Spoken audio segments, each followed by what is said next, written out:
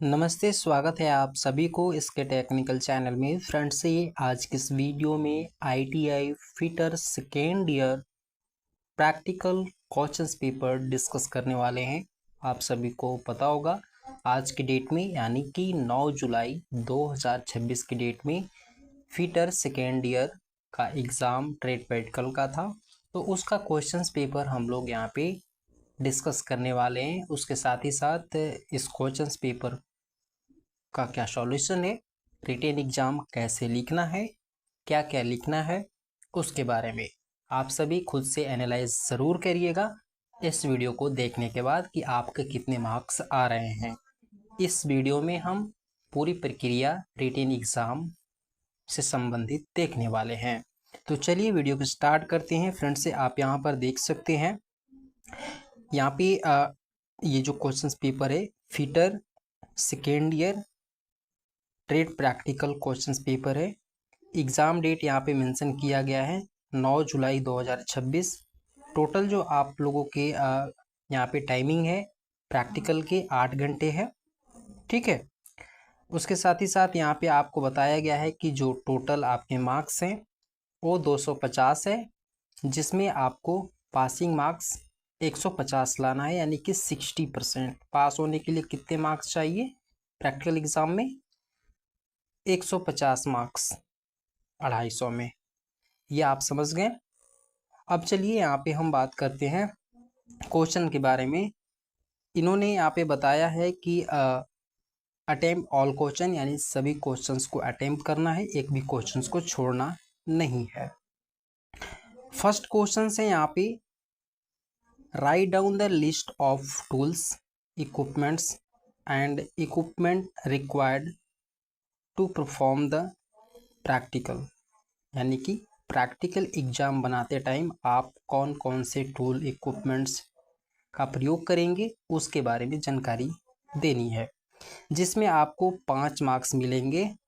और यहाँ पे दूसरा क्वेश्चन है, write down the job sequence of operation to perform the practical along with the safety related information. यहाँ पे जॉब बनाते टाइम आपकी सीक्वेंस ऑफ ऑपरेशन के बारे में लिखना है और उसके साथ ही साथ सेफ्टी रिलेटेड इंफॉर्मेशन भी देना है, यानी सेफ्टी प्रिकॉशंस के बारे में भी आपको जानकारी देनी है, जिसमें आपको 10 मार्क्स मिलेंगे। यानी आपके रिटेन एग्जाम में टोटल कितने मार्क्स हो गए?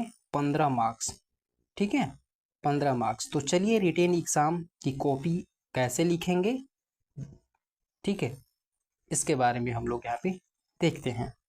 उसके बाद आप लोगों को यहाँ पे आप देखेंगे तो तीसरा क्वेश्चन आपको बताया गया है कि make the job part 1 part 2 as per drawing given below. ये जो क्वेश्चंस आपको दिया गया है इसको प्रिपेयर करना है प्रैक्टिकल, ठीक है, इसको वर्कशॉप में आपको प्रिपेयर करना है। ये हो गया आपका पार्ट ए, ये आपका हो गया पार्ट बी, ठीक है। चलिए अब इसका कॉपी कैसे हम लोग लिखेंगे रिटेन एग्जाम का, उसके बारे में। सबसे पहले तो आप यहाँ पे देखेंगे जो पहला क्वेश्चन था, tools required, equipments required, precision measuring instruments इत्यादि के बारे में यहाँ पे जानकारी देनी थी। तो सबसे पहले आप यहाँ पे देखेंगे टूल्स रिक्वायर्ड में स्टील रूल 300 मिलीमीटर का हम लोग यूज़ करेंगे। ये स्टील रूल का प्रयोग हम लोग लंबाई को मापने के लिए, किसी भी जॉब की थिकनेस मापने के लिए हम लोग प्रयोग करेंगे, यानी कि जनरली अगर हम बात करें तो रॉ मटेरियल की मेजरमेंट करने के लिए स्टील रूल का प्रयोग करेंगे। उसके बाद स्क्राइबर मार्किंग पर्पस के लिए यूज़ करते हैं। नेक्स्ट है ट्राई स्क्वायर, किसी भी जॉब का फ्लैटनेस हो, 90 डिग्री एंगल चेकिंग करना हो, उसके बारे में। हेक्सा फ्रेम विथ ब्लेड, यानी कि एक्स्ट्रा मटेरियल को कटिंग करने के लिए हम हेक्सा फ्रेम का यूज़ करेंगे। बास्टर्ड फाइल फिनिशिंग करने के लिए और जॉब को सही साइज में लाने के लिए प्रयोग करेंगे। उसके बाद है ball pin hammer, ball pin hammer का प्रयोग हम लोग मार्किंग के लिए करते हैं।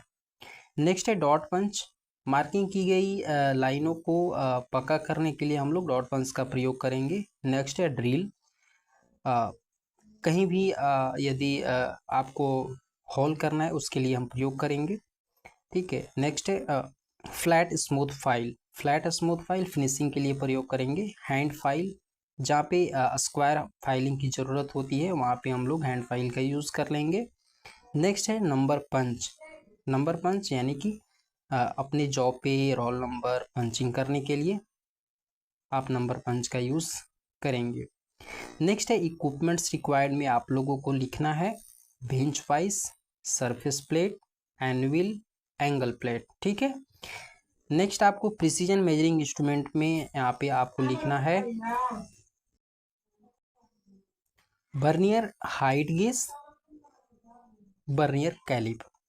ठीक है, नेक्स्ट है sequence of operation. Sequence of operation बहुत ही इंपॉर्टेंट है, इसमें आपको बहुत ही सावधानी से ऑपरेशन लिखना है। ठीक है, सीक्वेंस ऑफ ऑपरेशन में आपको सबसे पहले ध्यान देना है मेजरिंग।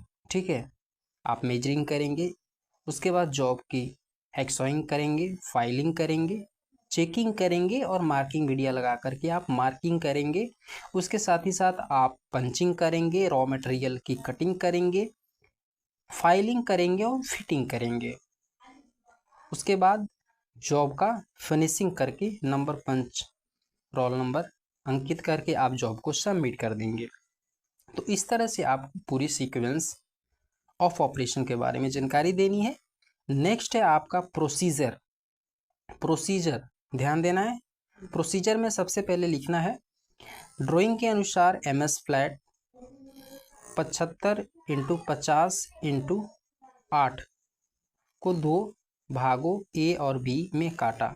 ठीक है, नेक्स्ट है मास्टर फाइल का प्रयोग करके ड्राइंग के अनुसार मास्टर सरफेस बनाया। मार्किंग मीडिया का प्रयोग करके ड्राइंग के अनुसार मार्किंग किया। फिर मार्किंग की हुई लाइन को पक्का करने के लिए डॉट पंच का प्रयोग कर पंचिंग किया। चलिए नेक्स्ट है फिर हेक्सा और चीजल का प्रयोग करके एक्स्ट्रा मटेरियल को हटाया और bastard file, square file, hand file से फाइलिंग करते करते दोनों पार्टों A और B को फिटिंग किया।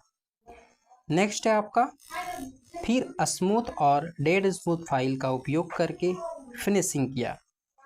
फिर उसके बाद नंबर पंच सेट का प्रयोग करके रोल नंबर पंचिंग किया और फिर उसके बाद जॉब को सबमिट किया। ठीक है, तो इस तरह से आप लोगों को सारे प्रोसीजर लिखना है।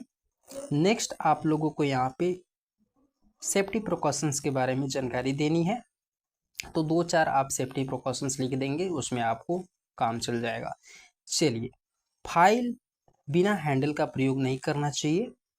हैक्सॉइंग करते समय सही कूलेंट का प्रयोग करना चाहिए, ये सावधानी है। ठीक है, स्क्राइबर को पॉकेट में नहीं रखना चाहिए। मशरूम हेड छेनी का प्रयोग नहीं करना चाहिए। ठीक है, तो ये आप लोगों के कंप्लीट रिटेन एग्जाम की थ्योरी हो गई। उम्मीद है आप लोग इस तरह से ही लिखोगे। यदि आप इस प्रकार से कॉपी लिखते हैं तो आपको 15 में 15 मार्क्स आने की पूरी संभावना है। ठीक है, चलिए, बाकी आप लोग को यदि कोई डाउट है तो कमेंट में ज़रूर लिखिएगा। चैनल में नए हैं तो सब्सक्राइब कर लीजिए। IT से रिलेटेड रेगुलर अपडेट हम आप सभी को इसी तरह का लगातार देते रहते हैं। आप सभी को वीडियो के अंत तक बने रहने के लिए बहुत बहुत धन्यवाद। मिलते हैं अगली वीडियो में नई इन्फॉर्मेशन के साथ, तब तक के लिए नमस्कार।